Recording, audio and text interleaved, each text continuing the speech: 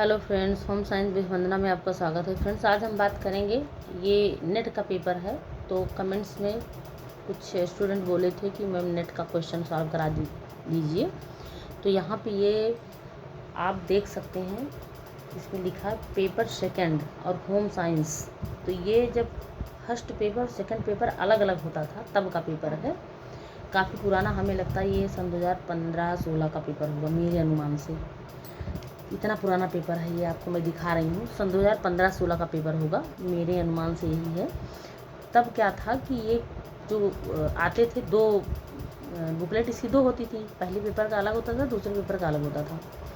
और उसके बाद इसमें जो है 100 क्वेश्चन, ये आप देख सकते हैं। ये है number of question in the booklet, मतलब 100 क्वेश्चन और मार्क्स 200, मतलब 200 मार्क्स होते थे।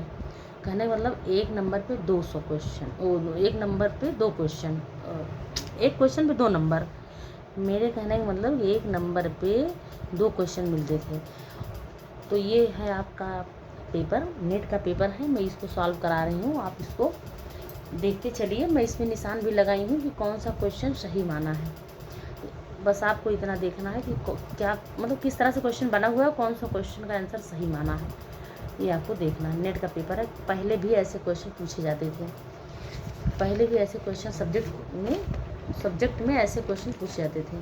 तो यहाँ पे ये आप देखिए, यहाँ पे ये देखिए गृह विज्ञान प्रश्न पत्र फर्स्ट सेकंड लिखा हुआ है। यहाँ आप देख सकते हैं पहला क्वेश्चन में पूछा गया है,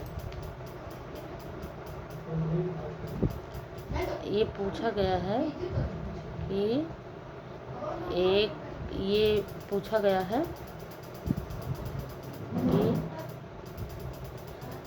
है कि इस प्रश्न पत्र में 100, अच्छा ये तो यहाँ पे दिया गया है। यहाँ से पहला क्वेश्चन शुरू करते हैं। ज्वर की अवस्था में शारीरिक तापमान में प्रति 1 डिग्री फ़ारेनहाइट वृद्धि से न्यूनतम चयापचय दर में निम्न परिवर्तन आता है। तो यहाँ पे लिखा है 7% बढ़ना, मतलब जो चयापचय दर है जिसको कहते हैं BMR, चयापचय दर BMR, ये 7% बढ़ जाता है 1 डिग्री फ़ारेनहाइट वृद्धि से। 1 डिग्री फ़ारेनहाइट अगर वृद्धि होती है शरीर का तापमान, तो चयापचय दर ये 7% बढ़ जाता है। यही ऑप्शन सही है। आप देखते चलिए कौन सा ऑप्शन सही है, बस इतना मुझे दिखाना है आपको कि ये क्वेश्चन नेट का ऐसे पूछा गया था और ये क्वेश्चन सही माना गया है। उसके बाद दूसरे नंबर का क्वेश्चन है, वैसे हो सकेगा तो हम आधा क्वेश्चन ही आज कराएंगे। उसके बाद दूसरा क्वेश्चन देखेंगे, हम बात करेंगे यहाँ पे ICMR सन 2010 द्वारा एक 15 वर्षीय लड़की के लिए दी गई लौह की प्रस्तावित पौष्टिक आवश्यकता है 32 मिलीग्राम पर दिन। उसके बाद 27 मिलीग्राम पर दिन। ये यहाँ पे दिया गया सारा क्वेश्चन, तो ये आपका 27 मिलीग्राम पर दिन है। ये पहले का क्वेश्चन है, इस तरह से यहाँ पे माना हुआ है। तो ये आप देख सकते हैं, इस तरह क्वेश्चन पहले भी पूछा जाता था और हमें लगता है कि अब की अपेक्षा पहले आसान क्वेश्चन आता था, तो मुझे तो यही अनुमान लग रहा है। तो ये आप देख सकते हैं। तीसरे नंबर का क्वेश्चन क्या है? तीसरे नंबर क्वेश्चन, JNC 7 के वर्गीकरण के अनुसार सिस्टोलिक और डायस्टोलिक रक्तचाप में हस्तक्षेप करने का स्तर क्या है? यहाँ पे ये देखिए दिया गया है SBP, और यहाँ पे इसको दिया गया है घटते क्रम में। ये निशान जो है, ये आपका ये निशान लगा हुआ है यहाँ पे, ये बढ़ते क्रम का निशान है और इधर घटते क्रम का। एक मिनट, यहाँ पे दिया गया जो ये दिया गया, यहाँ पे देखिए ये ऑप्शन सही माना गया है। ये पूछा क्या है, सिस्टोलिक और डायस्टोलिक पूछा है, तो ये ऑप्शन सही है। ये आपका यहाँ पे ये दर्शा रहा है कि इतना होना चाहिए 120 DBP, और ये आपका दिखा रहा है 80, इतना होना चाहिए। मतलब ये निशान जो दिखा रहा है आपको, ये इसको सही की तरफ प्रदर्शित कर रहा है और ये वाला इसको सही की तरफ प्रदर्शित कर रहा है। और इसमें देखिए आप, ये निशान गलत लगा हुआ है, ये निशान गलत लगा हुआ है। इधर इसको इधर होना चाहिए था, तब ये भी सही हो जाता, पर ये सही है। SBP 120, DBP और 80। तो ये पूछ रहा है सिस्टोलिक और डायस्टोलिक पूछ रहा है, रक्तचाप के बारे में पूछा हुआ है। उसके बाद बात करेंगे चौथे नंबर क्वेश्चन की। एक प्रबंधकीय ग्रिड में 1.9 क्रम निम्न का संकेत देता है। अब यहाँ पे एक प्रबंधकीय ग्रिड में पूछा है कि किसका संकेत देता है। स्वीकृति और समर्थन लेना, ये क्वेश्चन होम साइंस का ही है, स्वीकृति और समर्थन लेना। उसके बाद 5वें नंबर का क्वेश्चन, बस देखते जाइए कि क्या क्वेश्चन पूछा था, बना हुआ था और कौन सा आंसर सही है। एक व्यक्ति की युक्त संगत रूप से सोचने और समस्याओं का समाधान करने की क्षमता किसका अंग है। यहाँ पे सूक्ष्म मोटर क्रिया, भाषा विकास, संज्ञानात्मक विकास, अच्छा प्रबंधन कौशल। क्योंकि यहाँ पे ये शब्द ये बोला है कि रूप से सोचने और समस्याओं का समाधान करने, ये सोचना जो होता है, सोचने की क्रिया, ये संज्ञानात्मक विकास के अंतर्गत आता है। इसको सूक्ष्म मोटर कौशल क्रिया नहीं कह सकते, क्योंकि सूक्ष्म में होता है बहुत बारीकी से कोई काम हाथ से करना। ये बारीकी से हाथ से बारीकी कोई काम बारीक करना, ये सूक्ष्म में आता है। तो इसलिए अच्छा प्रबंधन कौशल होगा नहीं, भाषा विकास से कोई मतलब नहीं। तो यहाँ पे संज्ञानात्मक विकास ही ऑप्शन सही होगा, क्योंकि यहाँ सोचने की बात किया है, शब्द सोचना आया है इसीलिए। एक समुत्थानशील बच्चा वह है जो इसमें सहन शक्ति की अपेक्षा वाले कार्यों को आसानी से छोड़ देता है, भावनात्मक सुस्थिरता का अभाव है, विभिन्न प्रकार की स्वास्थ्य समस्याओं से ग्रस्त है, उन परिस्थितियों से वापस निकल आता है जिनमें अधिकतर लोग को नुकसान पहुंचेगा। मतलब ये ऑप्शन सही है। यही एक समुत्थानशील बच्चा वह है जो जिसमें उन परिस्थितियों से वापस निकल आता है जिसमें अधिकतर लोग को नुकसान पहुंचेगा। मतलब जहाँ पे समस्या हो, नुकसान हो, वहाँ से ये बच्चा बाहर निकल आता है। तो इसी को एक समुत्थानशील बच्चा कहते हैं। यहाँ पे 7वें नंबर क्वेश्चन की बात करेंगे। 7वें नंबर क्वेश्चन है, निम्नलिखित में से कौन सा कढ़ाई का टाँका नहीं है। ये क्वेश्चन TGT में भी बना हुआ है। दबका, मेंथी, फंदा, मुर्री। मेंथी, फंदा, मुर्री ये है, पर दबका नहीं है। निम्नलिखित में से कढ़ाई का टाँका दबका नहीं है। वैसे फ्रेंड्स ये 100 क्वेश्चन है, पर मैं आज जो देखूंगी इसमें से 20 क्वेश्चन ही करवाऊंगी, क्योंकि आज 20 क्वेश्चन ही हम देखेंगे।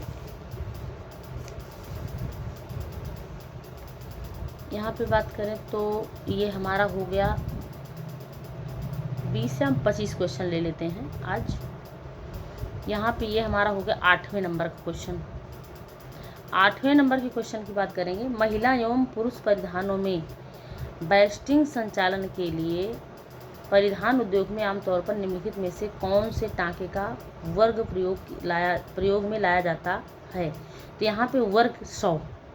ये देखिए, अब की बार एक क्वेश्चन इसी तरह बना हुआ कि एक TGT में पूछा हुआ है कि एक जो रेशा होता है, एक रेशे की जो मोटाई होगी, कुछ ऐसे पूछा, ऐसे क्वेश्चन कुछ बना हुआ है, कितना सेंटीमीटर होगा। तो ये देख रहे हैं आप, सेंटीमीटर नहीं पूछा है, कितना, कुछ ऐसे क्वेश्चन बना हुआ, मुझे याद नहीं आ रहा है। तो एक रेशा कितना मोटा होता है, रेशे की मोटाई कितनी होगी, मतलब यही क्वेश्चन कुछ ऐसे बना है। तो यहाँ पे 100 यहाँ पे बता रहा है। वेस्टिंग संचालन के लिए परिधान उद्योग में आमतौर पर निम्नलिखित में से कौन से टाँके का वर्ग प्रयोग में लाया जाता है। तो 100 वाला, क्योंकि वेस्टिंग जो होता है इसको बोलते हैं कच्चा टाँका। वेस्टिंग मीन्स होता है कच्चा टाँका। तो यहाँ पे इसको 100 वर्ग 100 रखा गया है, क्योंकि ये बहुत बारीक नहीं होता है। उसके बाद हम बात करेंगे 9वें नंबर क्वेश्चन की बात करेंगे। व्यवस्था का सिद्धांत संगठन में शक्ति है क्या कहलाता है। Scalar chain, equity to gain, उसके बाद स्टेबिलिटी ऑफ टेन्योर, उसके बाद स्पारिट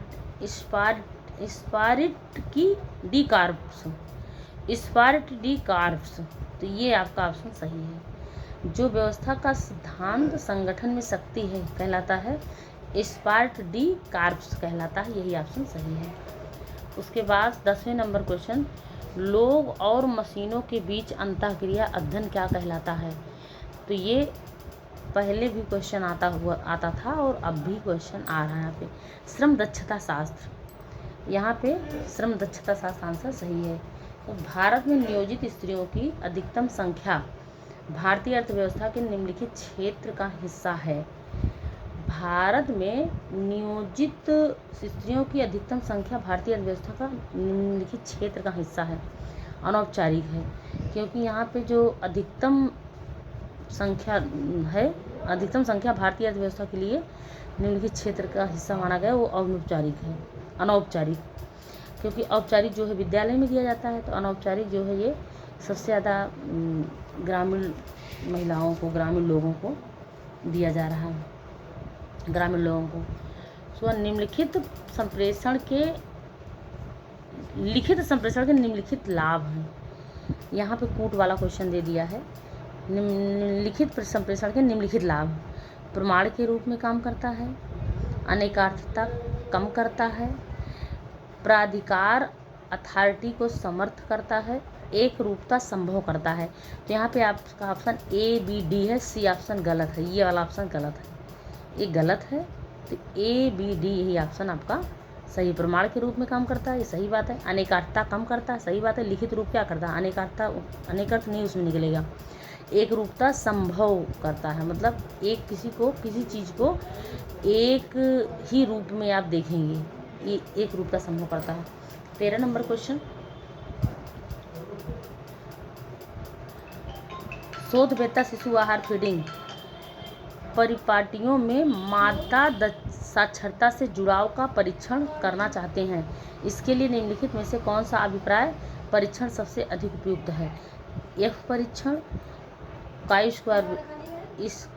स्क्वायर परीक्षण, टी परीक्षण, मान बिटनी परीक्षण। ये भी क्वेश्चन नेट का बहुत स्पेशली क्वेश्चन है, ज़रूर पूछा जाता है। तो यहाँ पे आप देखिए, यहाँ पूछा गया है शोधवेत्ता शिशु आहार फीडिंग परिपाटियों में मादा साक्षरता से जुड़ाव का परीक्षण करना चाहता है। तो यहाँ पे जो मादा साक्षरता यहाँ पे बात किया है, और फीडिंग परिपाटियों में मतलब आहार, शिशु के आहार फीडिंग परिपाटियों में मादा से जुड़ी हुई बातों का, तो काई स्क्वायर परीक्षण ऑप्शन सही होगा। यहाँ पे जो आपका टी परीक्षण होता है, ये टी परीक्षण व्यक्तित्व का परीक्षण होता है, व्यक्तित्व मापन। तो आगे बढ़ चलते हैं हम 14 नंबर क्वेश्चन पे बात करेंगे। विद्यालयीन बच्चों की पोषणगत स्थिति पर मध्याह्न भोजन कार्यक्रम एमडीएम के प्रभाव का परीक्षण करने के लिए एमडीएम कार्यक्रम की शुरुआत से पहले और कार्यक्रम शुरू होने के 6 महीनों के बाद बच्चों की लंबाई और वजन को मापा गया। निम्नलिखित में से कौन सा अभिप्राय परीक्षण ऊपर दिए गए आंकड़ों के लिए सबसे अधिक उपयुक्त है? तो यहाँ पे जो दिया है वो युग्मित टी परीक्षण है। ये टी परीक्षण है, ये युग्मित टी परीक्षण है, ऑप्शन सही है, क्योंकि ये जो लंबाई का मापन कर रहा है, युग्मित एक युग्म की कर रहा है, बच्चों की लंबाई का मापन कर रहा है। तो जहाँ पे लंबाई और वजन की बात आएगी, 6 महीनों के बाद बच्चों की लंबाई और वजन को मापा गया, तो युग्मित टी परीक्षण शब्द आप याद रखिएगा, टी परीक्षण नहीं होगा। टी परीक्षण व्यक्तित्व का माप होता है। काई स्क्वायर परीक्षण आप देख लिए हैं कि ये आहार फीडिंग परिपाटियों में साक्षरता दर से जुड़ाव का परीक्षण करना चाहता है।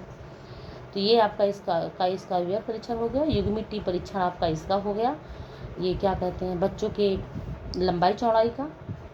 उसके बाद यहाँ पे टी परीक्षण आपके व्यक्तित्व का हो गया। तो ये क्वेश्चन सही है। इसके बाद अब हम बात करेंगे अगला क्वेश्चन। इसमें इंग्लिश हिंदी दोनों में है, दोनों पेपर में है, पर हम इसको दिखा नहीं सकते। दोनों दिखाएंगे तो बहुत छोटा दिखेगा, इसलिए हम दोनों नहीं दिखा सकते। फ्रेंड्स, आप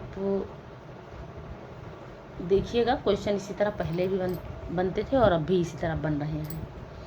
रक्त की जीव रासायनिक आकलन में सीरम के निम्नलिखित प्रचलित लीवर यकृत की बीमारी का संकेत देते हैं। सीरम बिलिरुबिन बढ़ना, SGOT और SGPT का कम होना, सीरम ग्लोबुलिन बढ़ना, सीरम ग्लोबुलिन कम होना, एल्केलाइन फास्फेट कम होना। तो ये इतने ऑप्शन दिए गए हैं जिसमें से आपका 3 ही ऑप्शन सही है। ए सीरम बिलिरुबिन का बढ़ना, सीरम एल्ब्यूमिन कम होना, उसके बाद एक ऑप्शन आपका है सीरम ग्लोबुलिन बढ़ना, ACD यही ऑप्शन आपका सही है। एल्केलाइन फास्फेट ये नहीं सही है, और SGOT और SGPT कम होना, ये दोनों ऑप्शन नहीं सही है। यही ऑप्शन आपका सही है तीनों। आपका ये होगा, उसके बाद ये होगा, उसके बाद ये होगा, यही तीनों सही हैं। उसके बाद मधुमेह के लक्षण निम्नलिखित हैं। ये देखिए मधुमेह के बारे में पूछा है, मधुमेह के बारे में क्वेश्चन पूछा था, लक्षण पूछा हुआ है। यहाँ पे पॉलीडिप्सिया, पॉलीफेजिया और ये पॉलीयूरिया, पॉलीडिप्सिया, पॉलीफेजिया, यही तीनों हैं। ABE, एक मिनट, D हाइपरग्लाइसीमिया। अच्छा एक मिनट, ये देखो हाइपो लग गया है। अगर हाइपरफेजिया होता या पॉलीफेजिया यहाँ पे होना चाहिए था। हाइपरफेजिया आप समझिए, हाइपो और हाइपर में अंतर समझ लीजिए। यहाँ पे हाइपो लगा हुआ है, अगर हाइपर होता तो हाइपरफेजिया, पॉलीडिप्सिया और पॉलीयूरिया ये आपका सही होता। पर यहाँ पे हाइपो लगा दिया है, तो हाइपो मीन्स कम, हाइपर मीन्स ज़्यादा होता है।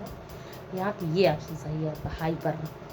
यहाँ पे भी हाइपो लगा हुआ है, तो हाइपर में आपका यही क्वेश्चन सही होगा। ABD ये ऑप्शन सही है।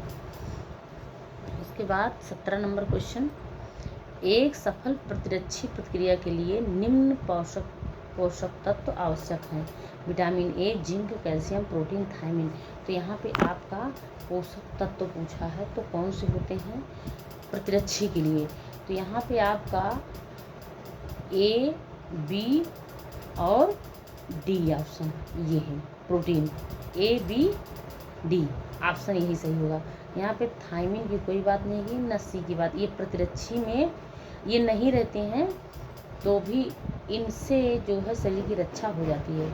प्रोटीन तो निर्माण करता है, वैसे प्रोटीन तो करता निर्माण है, पर ये विटामिन A, जिंक, यहाँ पे ऑप्शन आपका ये रख दिया थायमिन ना, सब में थायमिन रख दिया है।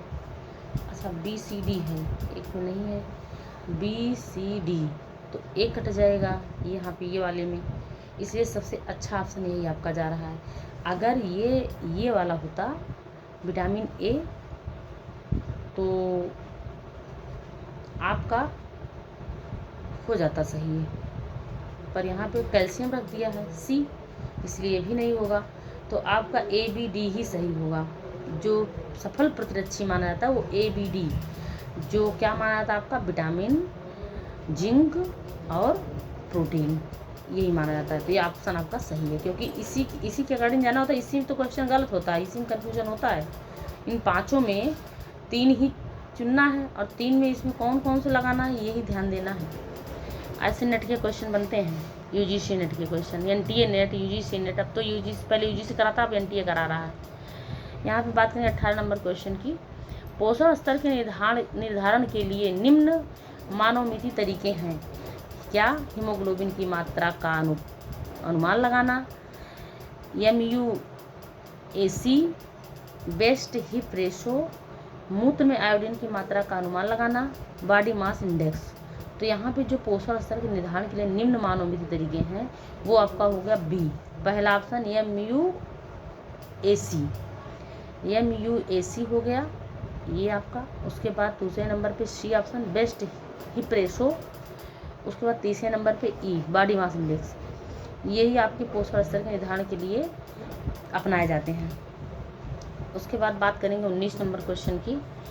एस्कॉर्बिक एसिड की कमी से होने वाले रोग हैं, लक्षण निम्न हैं। जिंजिवाइटिस होगा पहला आपका, उसके बाद पेटिचियल हेमरेज होगा, घाव का देर से भरना। ये आपका तीनों कहाँ ABD,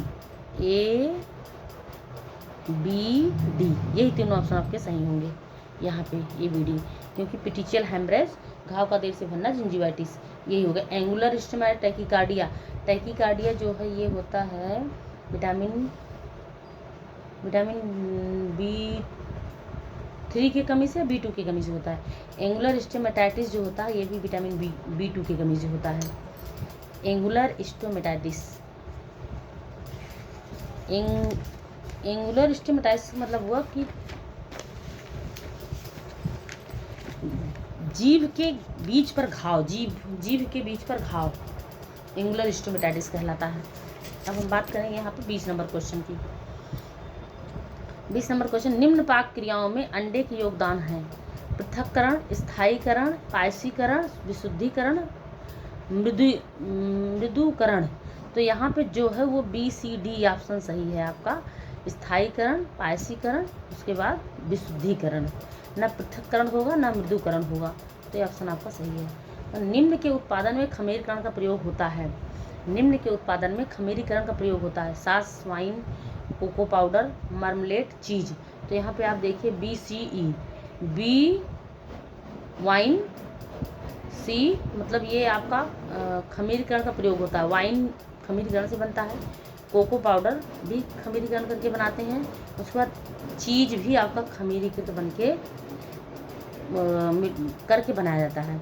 यहाँ पे मार्मलेट, सॉस ये दोनों खमीरीकृत करके नहीं बनाया जाता है, तो ये ऑप्शन आपका सही हो गया। खमीरीकरण मतलब फर्मेंटेशन। 22 नंबर क्वेश्चन की बात करेंगे। एक रेस्तरां में खाद्य मूल्यों में बढ़त निम्न के कारण हो सकती है? कच्चा माल बिना मौसम खरीदना, विनिर्देश। यहाँ पे दिया गया है मूल्य में बढ़त निम्न के कारण हो सकती है, बढ़त निम्न के कारण हो सकती है। तो यहाँ पे दिया है कच्चे माल बिना मौसम खरीदना, विनिर्देशित सुनिश्चित न होना, रसोई घर स्वचालित होना, खाद्य मानकों का रखरखाव, संग्रह करने के ताप को संप्रेषित करना ना करना। तो यहाँ पे दिया है आपका ए ऑप्शन। सबसे पहले क्या है, ये कच्चे माल बिना मौसम के खरीदना, ये हो गया। यहाँ पे ये दिया है बी ऑप्शन, विनिर्देश सुनिश्चित ना होना। उसके बाद ई ये हो गया, ई संग्रह करने के ताप को संप्रेषित करना। ये क्या पूछा, एक रेस्तरां में खाद्य मूल्यों में बढ़त निम्न के कारण हो सकती है।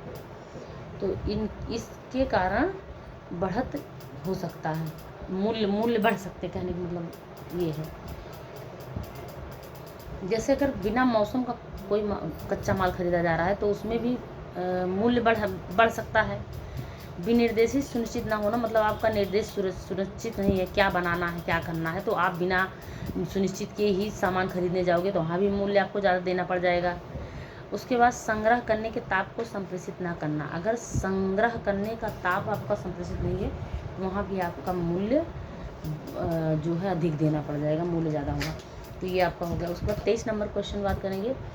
व्यक्तिगत प्रबंधन में मदद करने वाला लेखा जोखा निम्न है? व्यक्तिगत प्रबंधन में मदद करने वाला लेखा जोखा निम्न है?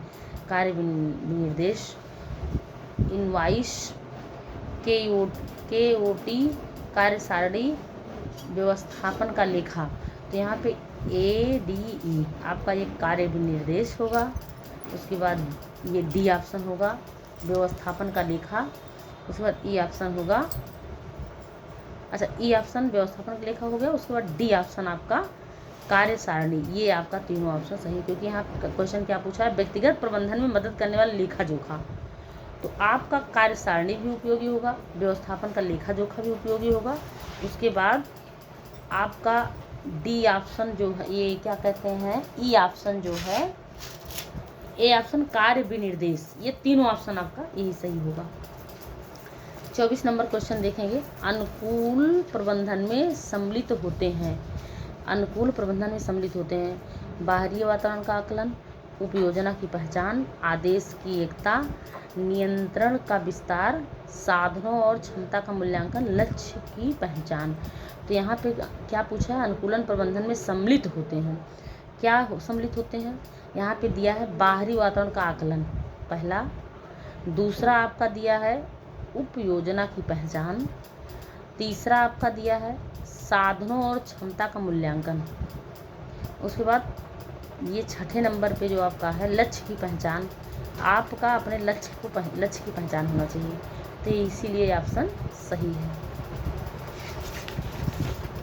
आज के सीरीज का लास्ट क्वेश्चन देख रहे हैं, उसके बाद आज के इस क्लास की लास्ट क्वेश्चन की बात कर रहे हैं, और इसके बाद जो क्वेश्चन है हम 25 नंबर के आगे बाद में देखेंगे, क्योंकि आज इतना ही करवा रहे हैं इस क्लास में। फिर दूसरे क्लास में हम पूरा क्या इसका आधा दूसरी क्लास में नहीं, तीसरे क्लास में समाप्त हो जाए, क्योंकि 100 नंबर का क्वेश्चन है, तो थोड़ा थोड़ा करके हम करवा देंगे।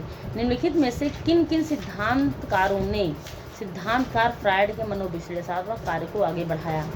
एरिक एरिक्सन, कार्ल जंग, अल्फ्रेड एडलर, उसके बाद यूरी ब्रोनफेल्ड, पर यूरी लिखा जाता, कहीं उरी है यूरी है, जो भी आपको मिल जाए बुक में, और यहाँ कार्ल जंग मिलता है, कार्ल जंग मिलता है, सब ठीक है।